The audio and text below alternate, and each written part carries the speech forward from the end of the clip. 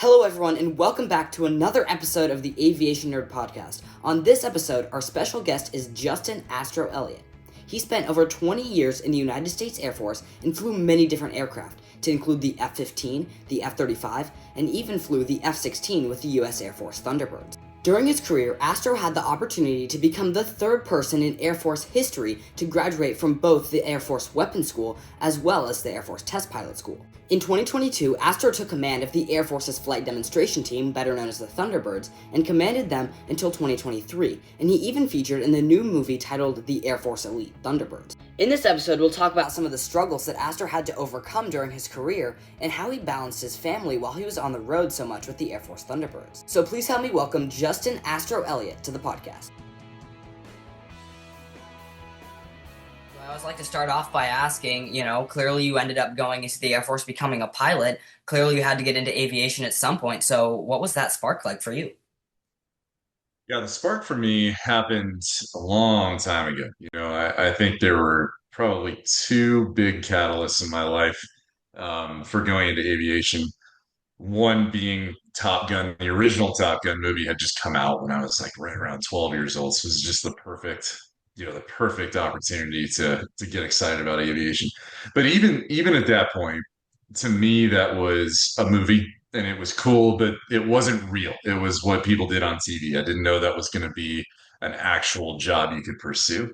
Where it became real for me was growing up in Houston, Texas, where right in my backyard was Johnson Space Center, where manned space flight, all the astronauts hung out. And so for me, visiting that space center was where I started to realize, like, hey, this is a real thing. Like, there are actual humans who are going to space right now. How did they get there? Well, this was back in the space shuttle era. And so when I looked at the backgrounds of those astronauts down in Houston, I saw a whole lot of test pilots for the Air Force and a whole lot of test pilots for the Navy. And so I started kind of working backwards from there. And that made that goal real. It made aviation real for me to be able to see, the ultimate destination of it. And so when I was 14, I asked my parents for a discovery flight. And I said, hey, I'd like to fly a plane. Um, and they were like, absolutely not. That's not something that they understood at all. I've got no military in my family, no background in aviation in my family. And so that was for them, they were just like, yeah, that's a kid just saying things. Well, they kind of put the challenge back on me. And I was a swimmer at the time. So I had spent a lot of time in the pool. And I remember this very, very clearly. I was at a swim meet and I was about to swim an off event. So I was going to swim the 200 freestyle, which was not my event. I was a 200 breaststroker. And my parents said, hey, if you get a triple A time in the 200 freestyle, then we'll let you have a discovery flight. And that was supposed to be impossible. Like that was, they thought I was going to miss it by a wide margin, but I was like, okay, this is my chance. So I did it. I got a triple A time and 200 free, and my parents had to deliver, and so they let me fly. I still have pictures of it. Sitting in the left seat as a 14-year-old, and that was it, man. Once I got that taste of aviation, I knew this was what I wanted to do with my life in some way, shape, or form. There's a lot more of that story when we get into college. Feel free to ask, but that's where it started. Yeah, for sure. I've got a swim meet later today, so maybe I'll have to see if I can get a discovery flight out of my parents. I But it didn't sounds know like, you were a swimmer, Nathan. This is yeah, good. yeah, yeah, we got something in common Awesome. there. Yeah, so it sounds like you had some great experiences as a child in aviation, but as I can see on the shirt on your wall behind you, you ended up going on to attend Yale. So how did you decide that that's where you wanted to go? Well, swimming had a lot to do with it. When I was looking at colleges, I think you'll see this when you get there in a couple of years. The Air Force Academy has its application cycle pretty early. So by the time I got to early senior year, I knew I had gotten into the Air Force Academy. I knew it was a great deal, of course, and it was a way to pursue my goal of going into aviation and space. But there was a huge, huge hurdle for me. And that's that when I go back to 2001 when I graduated from high school, I had bad eyesight. So I actually had, like, for those who know contacts and glasses, I was a negative 5.5, pretty bad, like right on the edge of being completely blind, frankly. And so I knew that even though I loved airplanes and I could fly civilian and I really enjoyed it, that probably I was not going to be able to fly in the Air Force because back in 2001, laser surgery was barely a thing and the Air Force did not accept it. So I wasn't quite sure whether I should take that nomination to the Academy and go there or pursue something a little bit more well-rounded. Well, Yale picked me up for swimming, so I was recruited to swim there and I was really excited to go there. If you ever get a chance to see the campus, it's amazing. All of the Ivy Leagues are amazing campuses. So are the academies, just incredible. So I went on a tour with my parents, took a look at all the different universities, and I'll tell you, when you do this, one of them is going to speak to you. For me, it was Yale. Yale had just put a ton of money into their engineering department. It felt right at the time. And if I take you back to that moment, I went into Yale to swim, to do engineering, and to do ROTC, which was a way to get the Air Force to pay for that whole experience. And on the backside of that, I owed 4 years of service as a young officer. And I was certain when I started school that I was going to be an engineer. That was the plan. So I was going ROTC at Yale to be an engineer. And in February of '03, the Air Force changed its policy to allow laser surgery for the first time. And in March of '03, 1 month later, I was laying in a surgeon's chair getting my eyes lasered so that I had a chance to pursue this goal. And no kidding, Nathan, the next week was pilot selection for ROTC. And so, sometimes you get that sign that you're on the right path and it's time to go in and jump in with both feet. And for me, that policy change was it. So I really went after it at that point and decided, man, okay, I'm not going engineering. Like I am going to try for pilot in the Air Force. And I'm so glad I did. Yeah, I always love a great story of overcoming struggles. And you did end up going on, like you touched on, to go on to flight training. So, what Yes. were some? I imagine you learned tons of lessons from flight training, probably overcame more obstacles. But what were some lessons that you learned and took forward with you for the rest of your career from flight training? Yeah, I think the biggest one that flight school does for you in the Air Force, and I imagine most flight schools are like this, is it shows you two things. One, there is such a thing as real accountability. I think a lot of our metrics in society are kind of macro participation based. Like if you do this, then as long as you put effort into it, you'll get this far, and that checks a box, and then you can do this thing and get this far, and that checks another box. And I think there's a lot of that in society, and that's no bad thing because it gives people a reason to pursue different goals. Well, aviation is one of those rare things where there's what I call absolute real-time accountability. Um, you do have to fly the plane well, and no matter how much you prepare for that, and no matter how much you put into the academic side of it, or the prep, or your background, when the plane takes off, it's in your hands and feet, and you do have to actually perform.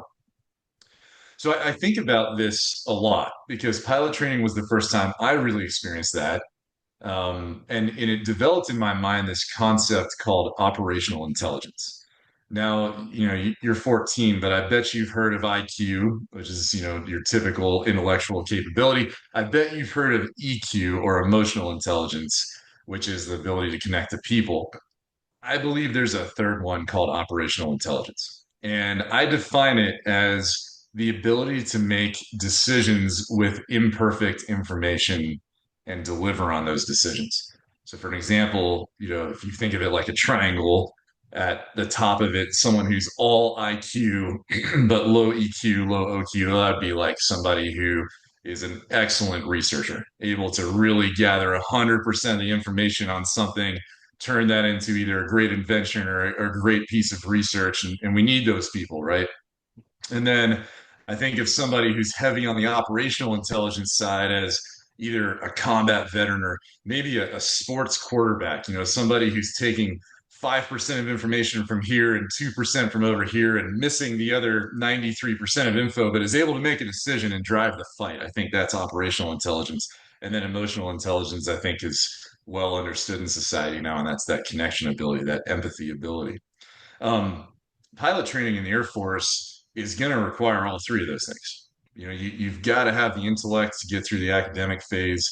you've got to have that emotional connection to understand why you're doing what you're doing and the greater purpose behind it. And you have to have that operational intelligence to be able to make real-time decisions. And as you grow up as a fighter pilot in the Air Force or the Navy, that operational intelligence is a big deal because no matter what you do to develop your systems to detect and track and target things, the enemy has a counter to that. And it's this constant back and forth of them jamming our systems and us trying to counter their jamming and so on. And what ends up happening, and this has been true for all of aviation history, is you end up with, I'd say on average, 20 to 40% of the info you'd like to have about where the bad guys are and what they're doing. And you have to drive the fight and make a decision based on that lack of information. It's really a fascinating skill set that the Air Force teaches very well. Yeah, that's really interesting, and that's fascinating. But you did end up completing flight training, assuming using some of those lessons. And so, upon completing, you ended up graduating and moving on to become a pilot in active duty in the United States Air Force. So, what were some of your early memories from being on active duty in the Air Force? Amazing. It was amazing. I think for me, I went into the F-15E. That was my first fighter, and that was the one I wanted. You go back to those early 2000s, the Strike Eagle was very dominant in combat at the time. It had all the systems in for air-to-air combat that the F-15C had, its predecessor, which had a 104 to 0 kill ratio, and then you add on all the air-to-ground capability of nearly a bomber, and that was the F-15E. So getting to getting to fly that airplane for the first time as a mission qualified fighter pilot, it was absolutely surreal to look back on what was just an ethereal goal when I was your age that seemed completely impossible, and then to actually strap that jet on and take off for the first time um, was one of those moments where you pause and realize, man, sometimes we don't appreciate the moment we're in until it's past, and I really want to appreciate this one because it's a special day. And that lasts for about a day, and then you're back to work again, and you're pushing forward towards your next goal, which very quickly I realized, okay, flying the plane is only one small part of what we do in the Air Force. Now you have to learn how to fight with it, and you have these goals like flight lead and instructor pilot and weapons officer, test pilot, and all this, right? So it never ends. In case you were wondering, I'm 42 years old. There are still goals. There are still things that seem impossible, and it never stops, man. So just appreciate the achievements that you hit in your life, and then be ready to move on to the next one because human psyche says drive, drive, drive, and always look for the next thing. But yeah, that was a surreal moment. Now I'll give you another one. This one's a little more humorous. My first night mission in the Strike Eagle is how I got my call sign Astro. It has nothing to do with space and nothing to do with NASA, nothing to even do with the fact that I'm from Houston, where the Astros are, although I've remained a fan. Mhm. Um, Here's what happened. So I'm taking off at night. I'm number four in a four ship because I was a young wingman. My first night flight, I take off. I put my night vision goggles down, and bang, everything looks the same.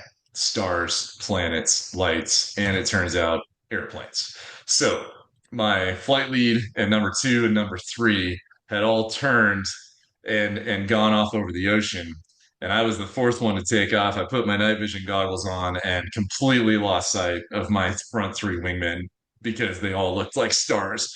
And so I picked what I thought was my guy, and I lit the burners in the F-15E, which is like just the biggest engine ever, right? The flame is as long as the airplane, and went rocketing up towards what I thought was my guy, which was actually a star.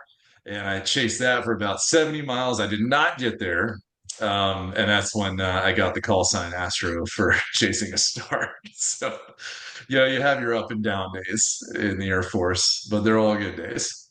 Yeah, that's interesting. I was actually just going to ask you how you got the call sign. How did you learn to not chase down stars? What are there any distinctions? Yeah, you learn to kind of break out the line of sight rate, which is a really important concept in aviation. Um, you if you ever you learn this, you get this like kind of hammered into you 100 times. If you ever see an object fixed on your canopy, you are about to hit that object because you have what's called zero line of sight rate, which means you are actually on a collision course with that thing. And that concept of line of sight rate, you want to see things moving either forward, aft, up, or down, because that means you're not on a collision course with that object.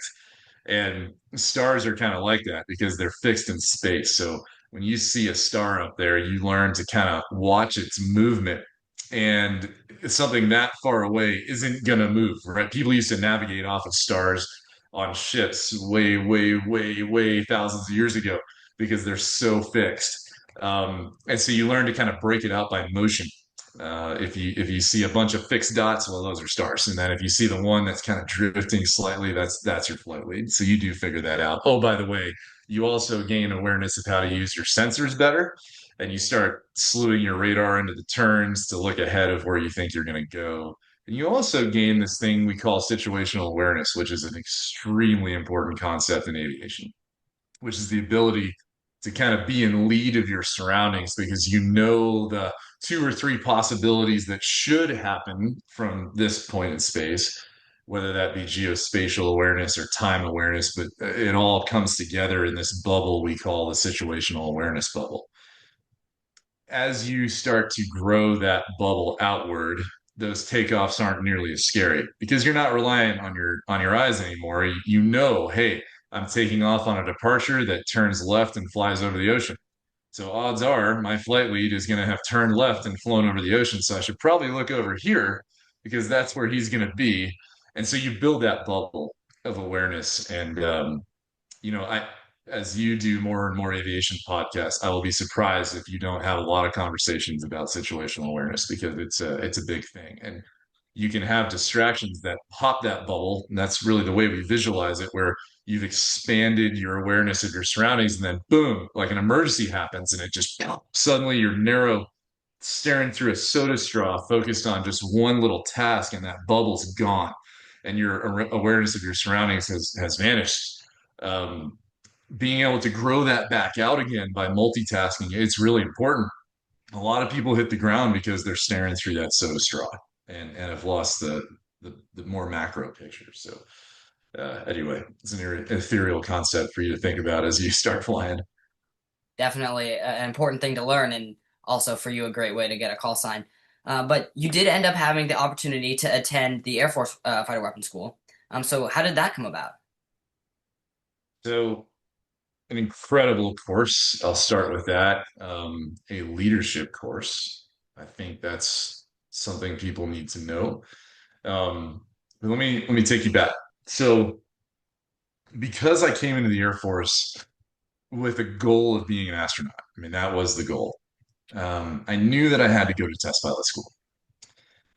Typically, these are split paths. So when you're in your first fighter squadron, you kind of choose. Do I want to go the science and engineering route and go for test pilot, which is then a path to astronaut eventually?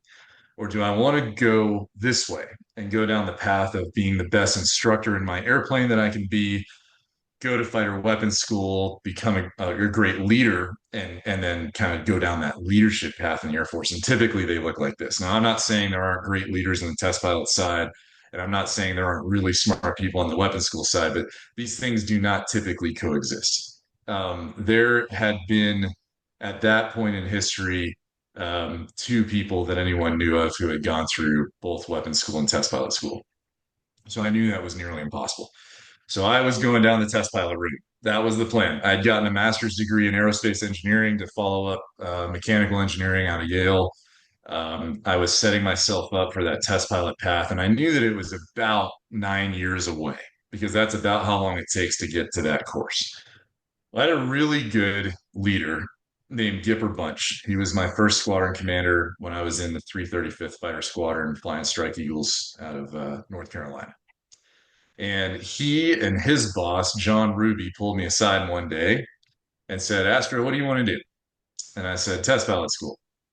And he said, well, what else do you want to do? And I said, well, okay, I didn't know there was a what else. So they said, have you considered going to weapons school? And I was honest. I said, sir, my goal is astronaut. So test pilot's the way that I need to aim. And they were the ones that first put that idea in my mind and said, I think you can do both. And they had a path. They said, hey, look, we're going to try to send you to weapons school very early, graduate from that, go on to an operational test squadron, which is kind of in the middle where you're doing tactical testing, not experimental testing, and then apply to test pilot school from there. And when you hear that, I was a young officer at the time, when you hear that there's this chance to do it all, you don't say no. So I started kind of reorienting towards being a good flight instructor at the time and trying to get into that 1% flight instructor range that gets to go to fighter weapons school. And I pursued that goal really heavily because now, thanks to those leaders explaining it to me, it became sequential. I realized that weapons officers typically go between 5 and 7 years. Test pilots typically go between 7 and 10 years. So there was a chance to do both, but everything had to line up perfectly. I'm going to use this as an example of a really important life lesson. When I took a step in that weapons school direction and said, okay, I am taking a real risk here, that I'm stepping off the test pilot path, I'm going down this instructor path. Um, I knew I was taking a chance because there was a chance that by pursuing this, that it would happen too late, and then I wouldn't have a chance to go over to test pilot school, and that was a big risk for me. But so much of life is like that, where you start down a road and there's absolutely no guarantee that it's going to work out. But there is a 100% guarantee that if you don't take a shot, that it's not going to work out, right? So you have to think like that. You have to be willing to put yourself out there and have the courage to step into a direction that might just fail. In fact, it will likely fail, especially if you're going after something that's like one, two, three times in history kind of mindset, right? Like it's going to fail. You have to know that it's going to fail, but you just might have a chance. And every time I've done that, it has paid off. Whether it ended in failure or not, it has put me on a trajectory that led to more and more opportunities. And so I highly recommend stepping outside your comfort zone whenever possible, because you're going to learn something from it and it generates the feedback loop that keeps you moving forward. Yeah, that's great life advice, and I'm sure you learned a lot from the weapon school course. And so I know you. That's a thing I've heard from a lot of people that I've talked to is that you kind of have to get used to your goals kind of changing a little bit, and it sounds like that's what happened with you too.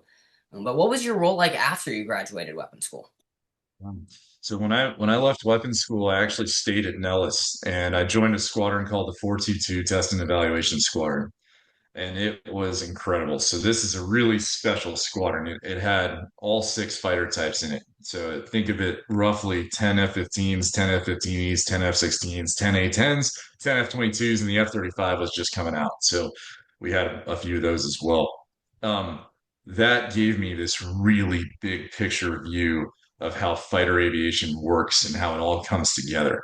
And I was working as the integrator of all of that. So I was still an F-15 weapons officer and still very focused on specific weapons and system testing on the F-15. At that time, we were working very hard on the ASA radar, which was just coming into our jets. So I got to fly some of the first ASA radars in the F-15. Phenomenal. But what I really learned from was that more macro view. Having graduated weapons school, I had mission commander experience now, which is instead of dragging four jets around with you, you're now dragging around about 100, and you're used to fighting in these large scale combat operations where you sometimes have 100 good guys and 100 bad guys at the same time. It's a lot to track, and the only way you win those fights is by using the specialties of each type of fighter jet. The A-10 is excellent at close air support. It's not very survivable against fifth gen fighters. The fifth gen fighters are amazing at taking down other airplanes and penetrating surface to air missile sites, but they're not very good at that focused air to ground mission set that's so critical to working with special forces in our army. And that integration is a lot like a sports team. A lot of people you'll see online trying to compare jets. Well, hey, the F-22 is better than the F-35 because blah blah blah. Better at what? That's the question you need to ask, because a wide receiver doesn't have the same skill sets as a quarterback. And you wouldn't want a team of all wide receivers, nor would you want a team of all quarterbacks, right? And it's the same with our Air Force. You need all those things because those specialties matter when you build a team out of them and integrate them into this overwhelming fighting force. So that was my role. That was my role in the 422 as a new weapons school graduate, was to kind of build that team of multiple types of fighter jets and look at the problem sets that would face us in about 10 years and figure out what technologies we were missing to really excel in the future fight and how we were going to integrate those technologies into our current fighting force. So it is a really cool job. Really cool. Yeah. Yeah, and you have had the opportunity to fly a lot of jets, and I mean, we could probably talk about which one was your favorite, but that's an important thing you bring up that they really do bring separate things to the fight, and that they're all important to have. But as you mentioned, you did end up going on to go to attend test pilot school. So how's that transition to roles? I know you talked about most people only three in the world. I believe you became the third person to ever attend both. So yeah, a lot of people don't attend both. So what was that transition in roles? Very different. Weapons school is very much about thinking outside the box tactically about how you're going to use that force package. And it grows you as a leader too, because you're always in front. You're always at the front of the briefing room, in charge of a situation, and they really let you fail that way. They really let you see what it's like to be up front and to fail and to learn from that. Extraordinary school.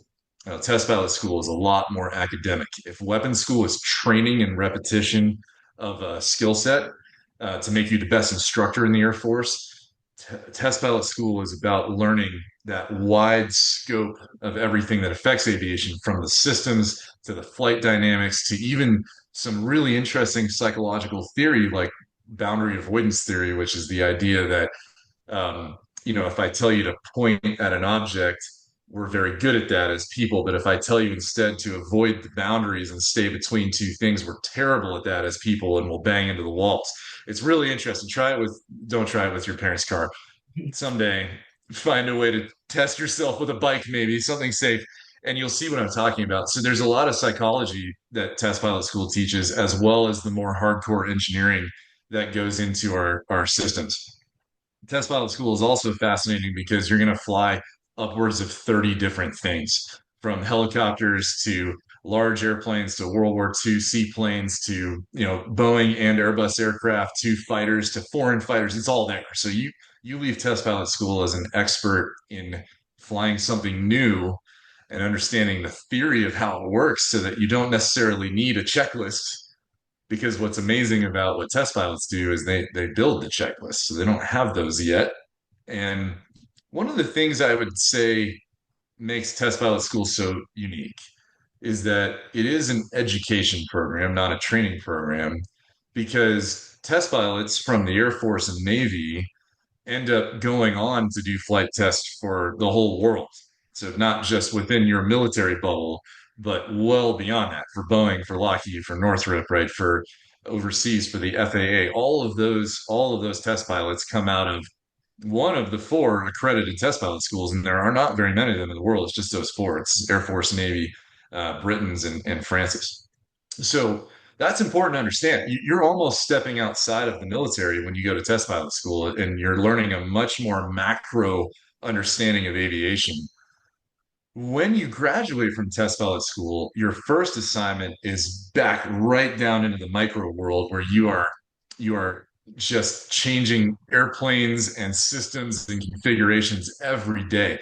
There were times as a test pilot where I would fly 7 flights in a week, so sometimes two a day, and each one of them would be in a completely different configuration.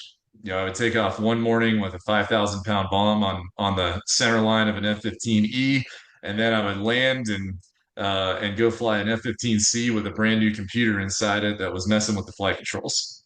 And so you really have to be able to adapt to these new technologies quickly as a test pilot. It's a really different role. Now, this is a lot for your audience to understand, but I think it's an interesting point. When you talk about experimental tests, what test pilot school graduates do, um, they are safely exploring the flight envelope to verify that our builders are complying with our specifications. The other type of testing, what the 422 does in the 59th, that is operational testing. So experimental testing, specifications. Operational testing is, I don't care what the specifications are for this thing. What I care about now is how am I going to use it in combat? And is it relevant? It's possible that a new airplane meets none of our original requirements, but happens to be very useful in combat because the situation changes as we develop these things. It's also possible that you have an airplane that meets all of the specifications required and is useless in combat because the situation changed. And so you really need both of those parts of the paradigm in flight test. Yeah. And that sounds like you got a really great opportunity to be able to go through that and have those experiences there. And definitely, certainly sounds different than what you were doing as a weapons school graduate. But you also had the other opportunity, which from that was to command the 59th Test and Evaluation Squadron. So what were, I imagine you learned tons of leadership lessons from that. So what were some of those that you learned there? The 59th was an amazing assignment because it was kind of the hybrid of both of those worlds. It's a really special squadron. It grew out of the 422. So, 10 years back when I was in the 422 with all six jet types, moving forward to my command time, the 422 was still there. The 59th had spun up right next to it. They're basically one giant squadron, but with the roles split up. So 422 focused on standardization, evaluation, flying schedule, operations to keep the jets in the air. The 59th focused on the why behind it. What were we doing with those flight tests? And that was fortunately my great opportunity to command that and to really drive kind of our future of acquisitions and technology from that seat. Amazing experience. And one of the things that I was able to see from that perspective is I was able to zoom out and look at how we were doing tests. And up until that point, our test was what I would call very linear. We would come up with a new technology, we would put it in a small sample size of test jets, and we would fly those a bunch of times in a single environment and try to find all the problems. And then we would field them when we didn't find the problems. And then you suddenly had a lot of different environments flying this airplane and a lot of different types of pilot flying these airplanes and a whole lot more mass, right? So suddenly, instead of flying one or two times a day with this technology, you had hundreds of flights a day with this technology. And guess what? We found a lot more problems. Okay, well, that was bad, right? Because this concept of linear testing in a small sample size and then blasting it out to the world was starting to fail because our technology was iterating so fast that it was just impossible to put enough hours on something to find all the issues in the software world before it went to the field. So when I was in command of the 59th, we came up with this concept called crowdsourced flight tests, which is exactly how your phone works, right? It's constantly sourcing data from all of the different users across the globe and feeding that data back to the producer to go, okay, I've got bugs here, here, here, here. And then we push a software update and those bugs are gone. It's a little more complicated in the flying world because flight safety is not something you can compromise. I can't afford to send a new flight control system out and say, "Hey, Nathan, good luck, man. We haven't tested this, but I'm sure it'll be pretty good." And then, Nathan crashes and so do all his friends and everyone be mad. So we had to find this balance, right? Of like, there are safety of flight things that I still have to do small sample linear testing before I push it out. And then there are things like software where I can afford to just drop it to the masses tomorrow and let them do the tests for me as long as I have a way to stream that back to a source. Not easy. Not easy, especially when you're expected to be worldwide deployable and with networks that are often challenged by our enemies, right? It's not an easy concept, but it's an important one. And that's what we were working on in the 59th during my era. Yeah, that's really interesting in how you talk about how you implemented tons of changes there in that. And I know we'll talk a little bit about some strategies that you used to implement change here in a little bit, because I know you had to do that with the Thunderbirds as well. But I do want to talk about how you ended up getting to the Thunderbirds. So after commanding the 59th, I know that it was at 2021, right? You ended up applying to become a NASA astronaut. You're finally realizing this goal. But you ended up pulling your application, like you talked about in the Thunderbirds movie, and ended up taking the Thunderbirds assignment instead, which I found very interesting. This is your life goal. So, what was it that really motivated you to take that Thunderbird assignment and say, I don't know about the astronaut? What was that? You've hit on like probably the pivotal moment of my life, right? So, here's the short answer. The greater good, a sense of purpose. Now I'm gonna have to dig in here because that alone isn't gonna satisfy you or your viewers. So we got to go back a little bit. So 2017 was actually my first NASA astronaut application board. And that was a really big board. We were just getting back into manned space again, moving away from Russia and into American space flight again. It was a big deal. And in 2017, I applied, and that was supposed to be kind of a throwaway application. I was only 34 years old. I had just come out of test pilot school. Um, I did have that unique niche as a weapons school graduate as well. But I mean, you have to imagine the caliber of people that exist when you have 18,000 applicants.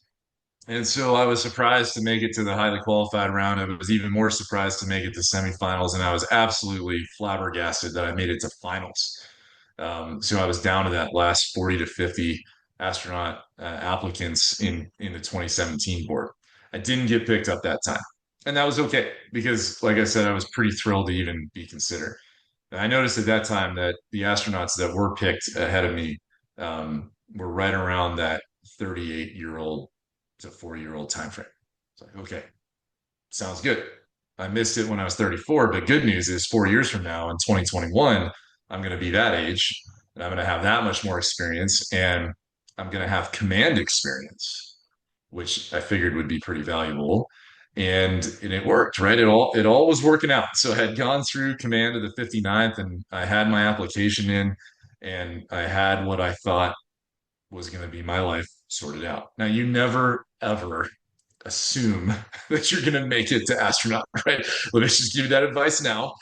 Never think like that. So obviously, I had further plans, right? Staying in the Air Force and continuing to command at higher levels was what I figured would happen. But I had this legitimate shot at the right age to transition over to NASA. So I made it to the first round interviews again, and as that was happening, I had some really interesting interactions because on the same Air Force base as the 59th, you had the Thunderbirds right down the street. And my friend Brick, who I had flown with before, who was the current Thunderbird one, um, he had called me in to just talk about some leadership challenges a couple of times. So I knew he was dealing with some things. I did not have the details. At what point at one point, he gives me a call and says, "Hey, Astro, I want you to think about taking this team." And I said, "No," because I had a plan. And by the way, I didn't even fly F-16s. I had a little bit of F-16 time, but I was an F-35 pilot, so it would have been changing airplanes, going back into a second squadron command, which is like kind of like going back into an SA-6 missile engagement zone, by the way, because you're already graduated from squadron command. That's a really big challenge. And as that wraps up, man, you really don't want to do it again. It's a great job. It's the best job, but it's hard. So instead of pursuing my childhood dream, Brick was asking me to change airplanes, go fly in a different squadron and with a very different mission set, and to do it back in command again. um, Big ask. And so I said no, but only because I didn't understand it. And so fortunately, and I give him so much credit for this, he brought me over and we spent about a week together understanding not just the Thunderbirds mission, which was amazing, but more importantly, what he was building. He had seen the team come through a really dark time. Three crashes in 2 years. Commander fired, and the demonstration had drifted apart. And I'm happy to talk more to you about theories on that, but it doesn't matter. The point is, when Brick was in command during the pandemic year, when air shows wound down, he really had time to reflect and he saw the need for change and he made that change. He did the hard part.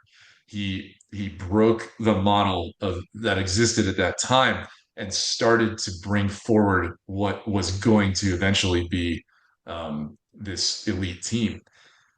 And not only that, but the next year when he started flying again in air shows, he showed that this was possible. That like really you could do way more with the Thunderbirds than people thought possible in a long time, in decades. And he demonstrated that. And I saw that transformation starting.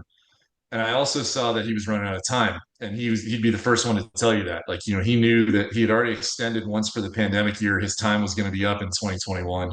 Um, and he wanted me to take over and finish the transformation. You know, Nathan, you have your goals right now. I know you do, and you're probably right, and you should pursue those goals. But at some point, you may get an opportunity that makes you think about giving back instead of pursuing your childhood dream. And for me, that was that moment. The Air Force had poured at that point 18 years of incredible resources into me. You know, it's not my brand; it's the Air Force's brand. The Air Force Weapons School, Air Force Test Pilot School. It was it was not mine to take and walk out the door to NASA. When the Air Force asked me to give back and to put my name in the hat, I said yes. And I don't think there was any way to say no. And I mean that like emotionally inside myself, I would have probably really regretted that. So as hard as the decision was to withdraw and to stick with what the Air Force needed me to do, as hard as it was, I really think it was the only decision when you start thinking about something bigger than yourself. Yeah, that sounds like it must have been a very tough decision, but I hope that you feel like that it was rewarding, and maybe we'll get into talking about that. I think I heard another Air Force pilot say something like it's important to set goals so that you know where you're going, but also leave room so that there's other opportunity. And it sounds like that's also what you're saying. Now, you also talked about, and that was a huge part of the movie. I really enjoyed how the Thunderbird movie focused a lot on how the team had faced problems in the past and maybe through the past 20 years. And I know Brooke was talking about that as well, and you were as well. So I'm curious on some of the ways that, I mean, I know Brick implemented a lot of the changes, but it was your job to really keep that change going. So what were some of the strategies you used to make sure that team didn't drift back to the old culture of maybe not flying the tightest formations and having incidents like that? Yeah. So there were so many. There were so many. One of the well, I'll start with the macro. The biggest thing, when you're trying to convince human beings to do something extraordinarily hard, and you don't have a traditional award system like money and time off, right? Things that we all think about as incentives. None of that's an option in the military.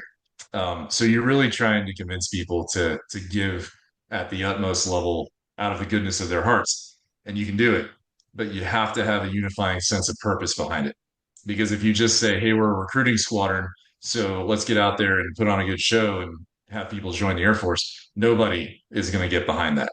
And in fact, if you go back to those tougher times and you ask Thunderbird pilots and Thunderbird members, like, what is your squadron all about? Most of them would have probably said recruiting. It's about so much more than that.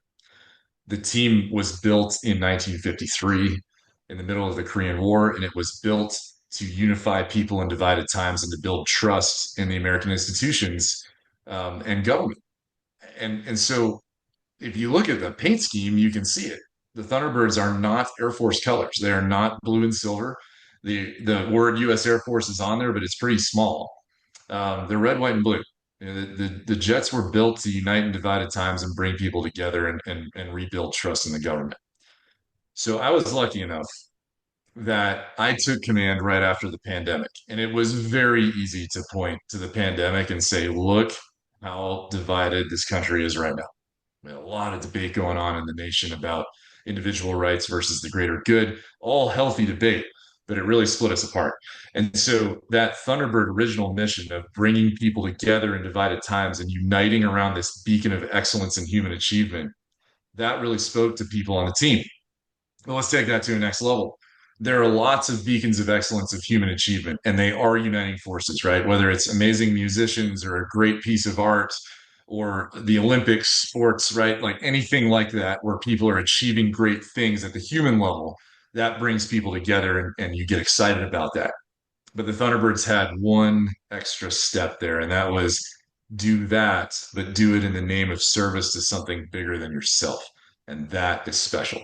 And that was our uniting purpose. So I reiterated that often. We are not here to recruit for the Air Force. That's easy. We are here to bring all of Americans together and the world, right? To really remind people, hey, it's okay to put yourself aside and to give to a greater purpose. I was so happy with how people took to that. They really got behind that. So that's the macro, right? Now let's dive into the micro a little bit. To keep people accountable when the daily grind is really wearing on you, you have to have internal accountability. And I'm going to give you one example of that. in the old way of doing business, Thunderbird 2 would have been trained by Thunderbird 2, who was trained by Thunderbird 2, who was trained by Thunderbird 2. So there was what we call a stovepipe, where number one, even as the boss, had trouble breaking into that stovepipe and saying, "Hey, 2, you're messing up because I see you out of position here, or you're late on this rejoin here." That was countered with, "Well, you're not 2, so you don't understand. You've never been in that position, so no, I'm right and you're wrong." And so a lot of our debriefs would just evolve into arguments about who was right and who was wrong. We had to build internal accountability where, and I'll give you an example. So you see this in the movie. So Thunderbird 3 is where you start in the diamond, and then you move to Thunderbird 4. So you become the slot pilot, the diamond instructor pilot. You've been a wingman now, so you know what it's like to be a wingman. Now you've got that back view where you can see the left and right new wingmen, and you can really teach them from experience. And you can hold them accountable for their misses and say, "Hey, here's why you missed. And yes, you did miss."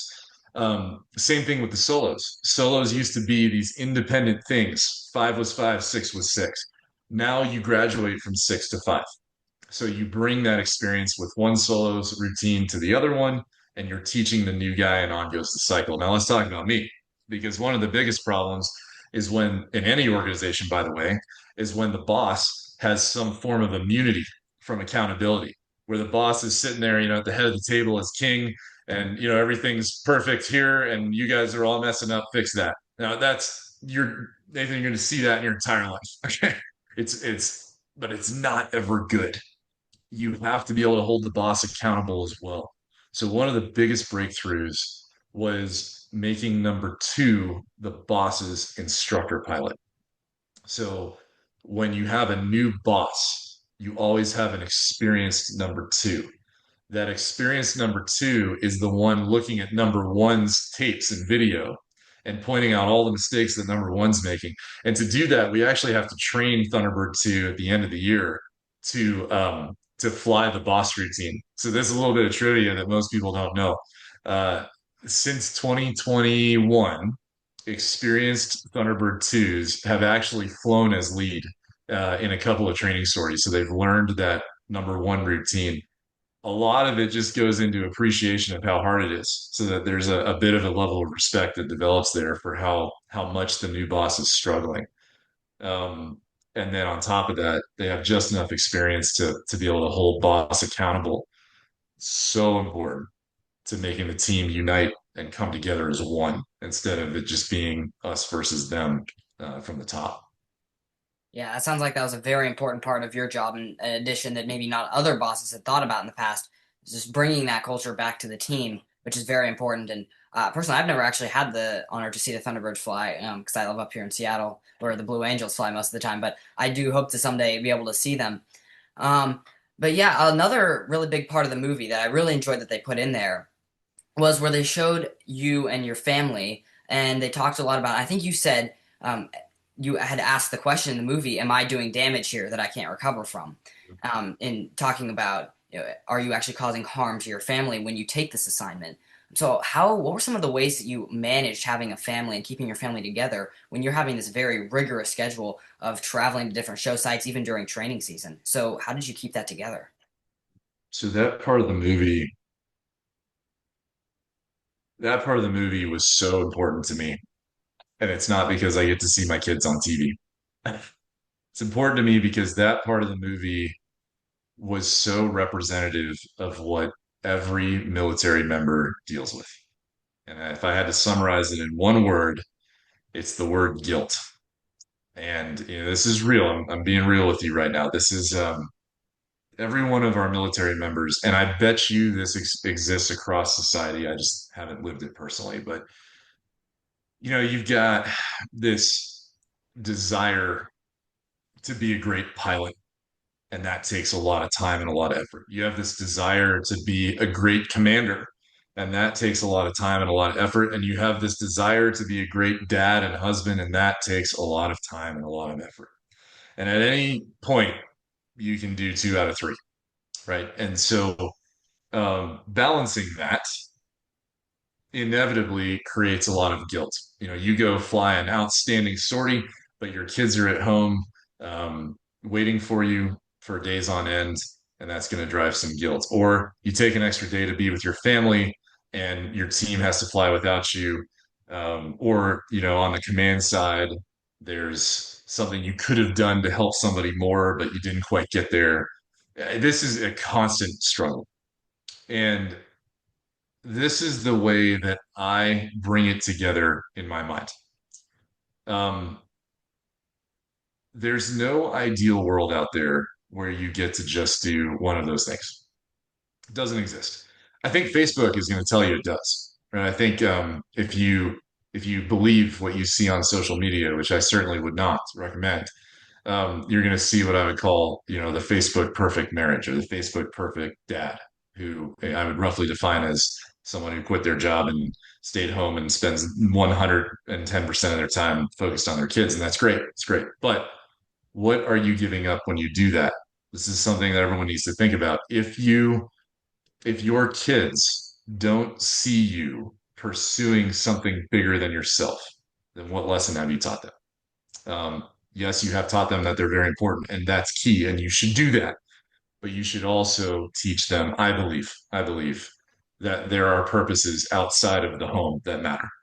Um, it doesn't have to be both parents, but that's how I rectify the guilt personally. Is yes, I know I'm missing a birthday or a baseball game, but I'm communicating why. And that why is that there are things that matter outside of this house.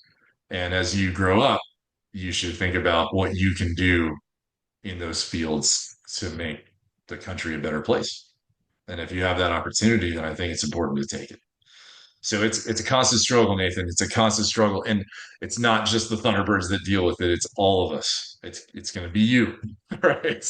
So when you get there, just think about that. Really consider that there is no ideal. It's about balance.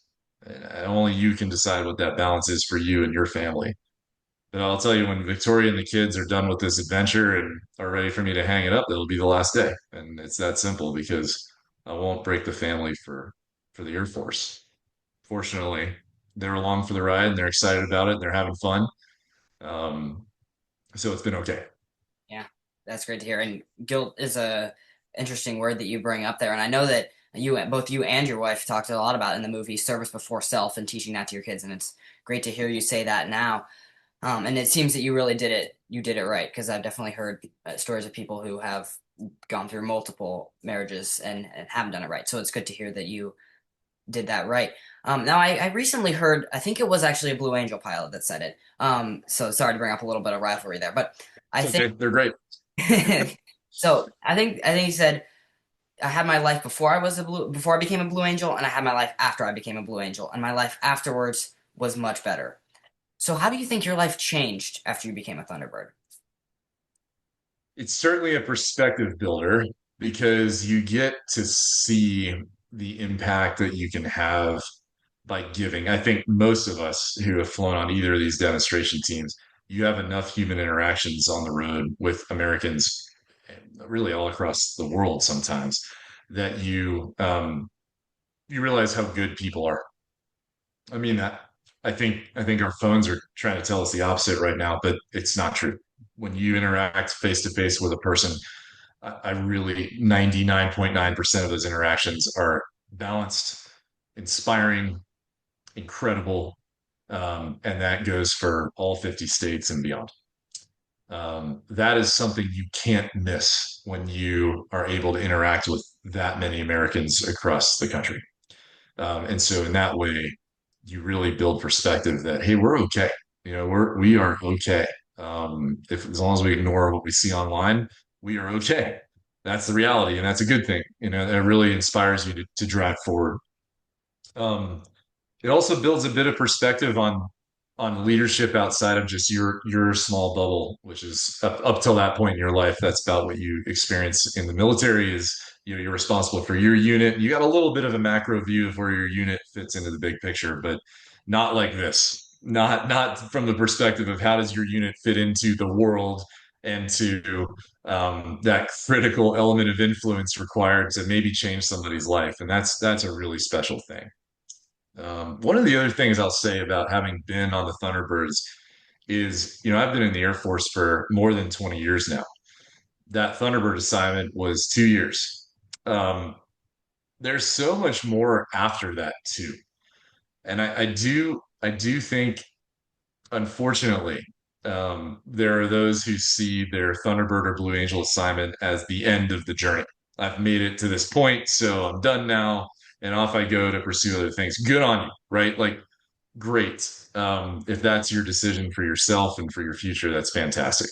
But what I will say is, having grown up in the Air Force another couple of years, it actually just keeps getting more challenging and more fascinating as you get older. So right now I'm at NORAD. I'm the chief of operations for this binational joint command that's responsible for defense of North America. And it's very challenging and very fulfilling and very purposeful. And that's, if I had to say, what should you pursue as you grow? It's not money, it's not fame, it's not power, it's a sense of purpose. If you can find that, you won't care about the rest of those things because that's what'll drive you forward. Yeah, that's really interesting. You actually segued perfectly into my next question, which is, what's next? I know we've talked about a lot about the past and what you've already done in the Air Force, but it sounds like you're still going. So, what's next for Astro? That's yeah. I'm going to continue in the Air Force until somebody fires me, which could be tomorrow. You never know. And that's important. When you're a public service member, tomorrow could be your last day, and you have to think of it like that. You have to think of it like, I'm not here for me. I'm here for the American people. And when the American people or their leaders decide you're done, then you're done, and that's when I'll go find something else to do. But until then, um, I care a lot about what I'm doing. Being able to be an officer in the Air Force is an incredible opportunity you get because not only are you deeply connected to the nation's direction, and are able to execute a lot of the things that you see on TV and be intimately involved in this stuff. But more importantly, you get to be intimately involved in a lot of people's lives. And you get to take care of them at this command level it's really fulfilling to be able to actually grow somebody and watch them go off and do something better than you could ever have done, because you had that small bit of influence in their life. So this concept of command, uh, it's very person driven and it's very special. And as long as the Air Force allows me to continue doing it, I will do that until they let me go. Yeah, that's great to hear. And yeah, you've shared some great wisdom and great advice throughout this episode. Do you have any additional advice that you'd want to give to maybe, say, a younger version of yourself, or maybe someone who is interested in looking to go into a career similar maybe to what you have done? What is some advice you would want to give? Yeah, I'm gonna actually go more macro than that, Nathan, because I think it's important, and you are gonna have a very unique audience because of your age, and I need you all to hear this. One of the things that we changed that we didn't talk about in the movie, but one of the things that made an enormous impact on the team and what it stood for was removing personal social media brand building. Let me explain what I mean. We were totally fine with people tweeting or Xing or whatever as Air Force Thunderbird 4, so that you're building the institution's brand and continuing to grow that. We were not okay with people doing that as Justin Elliott, sucking the Air Force's brand to build our own personal brand to then walk out the door and send the exact wrong message to the American people. Why am I telling you this? We are seeing a shift in society finally away from short form media. Short form media is dangerous. It's bite sized, it's small, it's divisive. And more importantly, it's self promotion. People are starting to understand that that's not a good thing, right? Like self promotion used to be a really bad thing. And it was, when someone was a self promoter, we'd push them aside and be like, no, that guy's not coming on the team. There was an era, unfortunately, that we went through in society for about 20 years where social media changed that perception to where self promotion became like a value, like, wow, look at that influencer. And finally, we're starting to shift back outside of that again because we've realized the damage that's done. As you grow up, as your friends grow up, don't take your values from your phone. Have real values, whatever those may be. Have real values that you stand for and do real things about them. Um, I will tell you right now that I will never hire anybody that shows up and their big talking point is that they started a social media campaign and got 700,000 followers. Don't care. Hearts and likes never did anything for society, and they never did anything real to move something forward. So to you and all your audience members, do real things, pursue real things, and I promise that will pay off more in the long run as you grow up. Yes, that is some very, very valuable advice, along with the rest that you've shared in this episode. Thanks, Nathan. It's great to talk to you, man. I hope for the best for you. Oh, yeah, thank you.